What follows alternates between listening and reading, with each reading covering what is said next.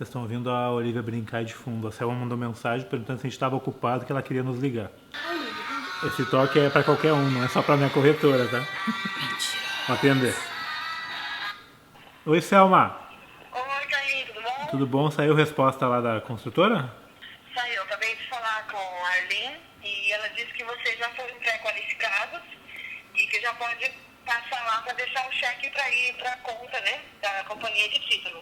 O que isso quer dizer? Quer dizer que se seguir tudo certinho, a casa é nossa?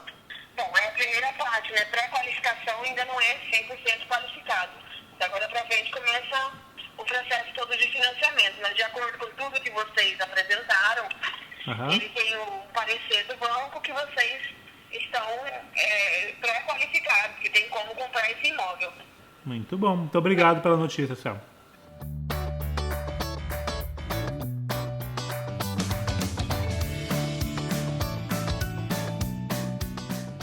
Vocês viram? A gente foi aprovado. Finalmente fomos aprovados.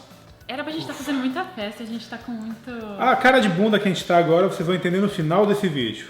Porque a gente tá gravando esse vídeo agora, um dia antes desse vídeo ao ar. Mas por dentro a gente tá feliz. Aconteceram alguns imprevistos. Mas vamos conversar primeiramente de toda essa dor de cabeça, porque tipo, levou... Pra mim até foi rápido, porque a Selma disse que leva uns 45 a 60 dias normalmente o closing.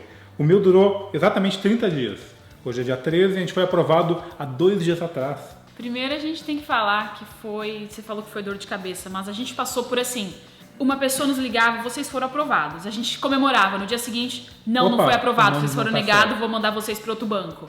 Aí a gente ia para outra pessoa. Aí vocês vão ser aprovados. Imagina, olha só, não tem dúvida. Começa a pedir documento. Não, vocês não vão ser aprovados. A gente passou por isso acho que 3 vezes, né? 3 vezes. De positivo, negativo. A gente trocou de 3 lenders para ser aprovado com o terceiro lender. Isso antes desse um mês. Antes de começar o processo de fechamento com esse lender que nos aprovou mesmo.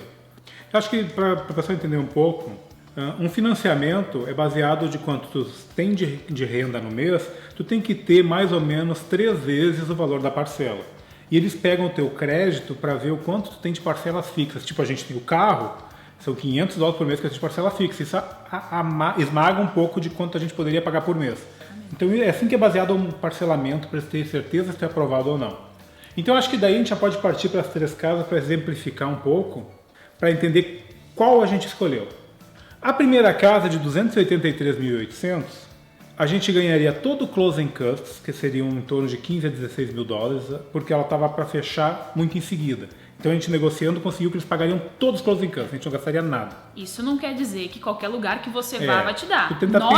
Nós negociamos e falamos, ok, a gente quer essa casa, a gente não vai conseguir, e o que vocês podem dar, por exemplo? Entendeu? Todo lugar que a gente falava a mesma coisa, ó, a gente quer essa casa, o que você pode fazer pela gente? Além de todo o closing costs, essa casa que a gente está falando é do poste, dentro do quintal. Além do todo o closing costs, eles nos dariam de graça os upgrades. Ela tinha $3.900 de upgrades, que seria aquela tela no fundo do quintal ali, aquela telinha de anti-inseto. Alguns upgrades que dariam 3.900 de upgrades e dariam de graça os upgrades da casa. Casa número 2 é a casa de $310 mil. Eles nos dariam apenas 10 mil de ajuda de custo e o fechamento daria em torno de $8 mil. Então a gente teria que botar mais... $18 mil. A gente teria que pagar mais $8 mil, além do down payment de 20% da casa. Então se tu botar na ponta do papel... A diferença dessa casa para a primeira já vai para a casa de $40 mil, mais ou menos.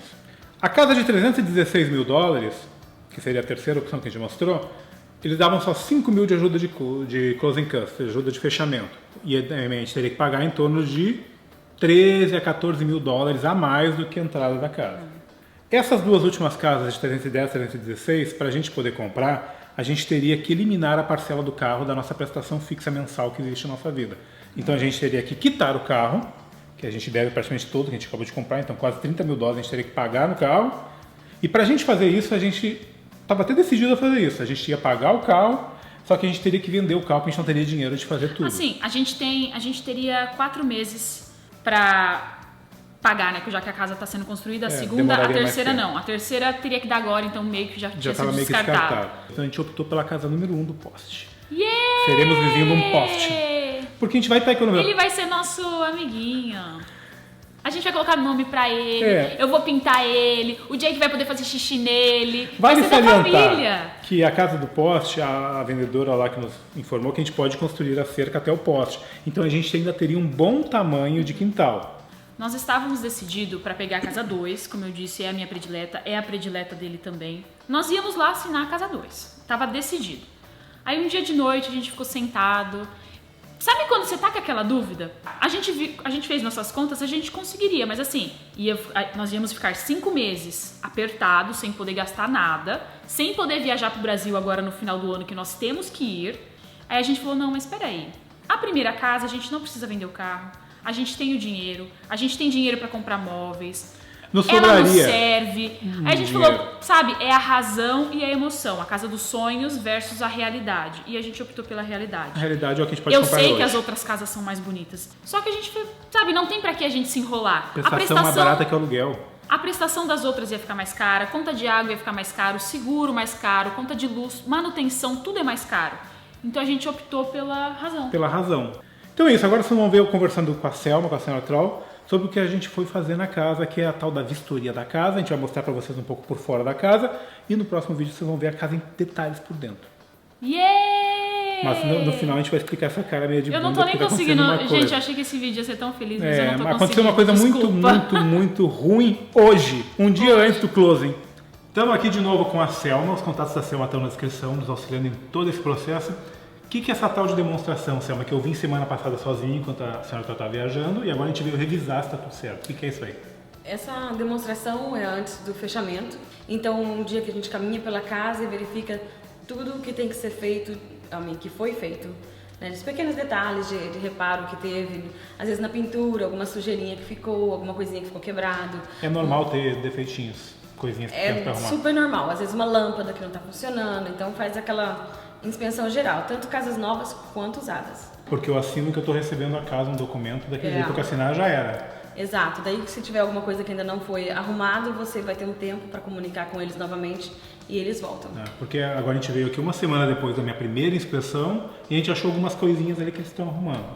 Bem menos que na semana anterior, né? Nossa, semana passada parecia que tinha uma fitinha azul por tudo que é canto. Então é comum, porque eu me assustei de ver, tinha umas 50 fitinhas assim, marcando defeitos na casa. Vários detalhes que tinha que ser arrumado, nada que era... Não, nada grande, não, coisinha pequenininha, às vezes tem uma tinta descascada, um rodapé bateram amassado. na parede e tirou uma lasca da tinta. Exato. Então é comum.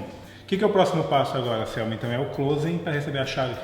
Exato, agora é somente fazer o envio do restante do dinheiro e já está sendo agendado a data, né, pra gente ir pro cartório no outro dia e fazer o fechamento.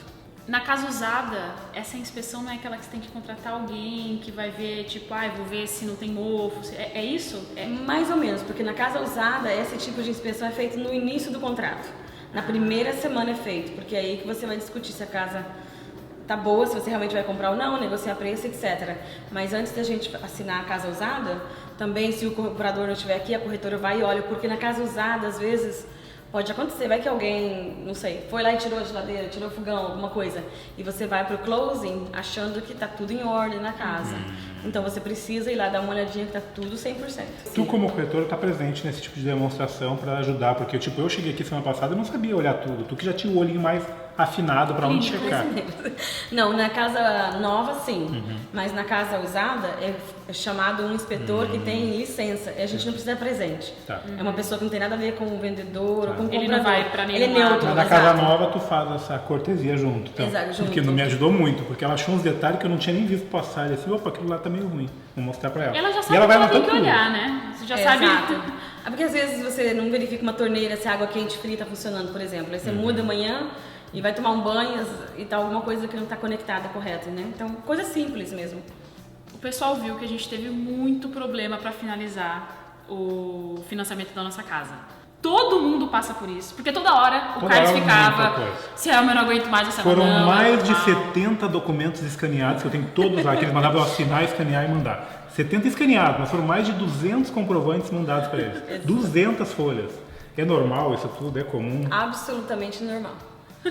Por isso Eu achei que ela- era, no meu caso, por ser self-employed, que eu não tinha um contra-cheque de uma empresa, mas é comum. É claro, porque daí você é o seu patrão, né? Eu tenho que Então comprovar você tem um monte que de coisa. projar legítimo, everything tem tudo bem legítimo. A gente tava quase desistindo de tanta complicação, mas é comum. Mas é comum e não é só pro estrangeiro, pra pessoa que é americana, o processo é o mesmo, afinal de contas, você tá pedindo aí mais de 200 mil de empréstimo para o banco, né? Então ele tem que se assegurar que você tem condições financeiras de pagar, que você não maquiou os seus papéis. É verdade. Próximo vídeo é um tour pela casa. A gente vai mostrar toda a casa por dentro. A gente está dentro da casa, essa aqui é a nossa cozinha. Então a gente vai fazer um tour pela casa, mostrar toda ela pelada. A gente vai ter um 11º episódio ainda, que é um extra mais pra frente, que é a casa toda mobiliada e tudo mais. Se gostou, já sabe, dá um joinha, compartilha, se inscreve no canal. Volto depois. Backyard, in the backyard. And that's 45 feet from the house, the corner of the house to the property line. Nada depois da parede. no way. Agora o construtor veio nos falar que não dá pra construir fence lá, cerca lá atrás. Quando que você vai assinar contrato e pegar a chave? Amanhã de manhã. Hoje eu tenho que fazer o Quando que você vai depósito. Eu tinha que sair daqui, fazer o depósito e acabei de saber que não dá pra fazer cerca lá atrás. E ninguém sabia, a vendedora nos disse que podia ter o poste, a cerca, que a gente tinha gostado, ok? E que não poderia passar do poste. Agora ele vai dizer que não pode, depois da parede da casa não pode construir nada. She asked you if it's no fence at all, right? There's an easement, I can't tell you to put Yeah. No fence at all. Não vou nem falar nada, né? Falta 2 episódios pra acabar a temporada e vai ter que espichar porque não tem casa.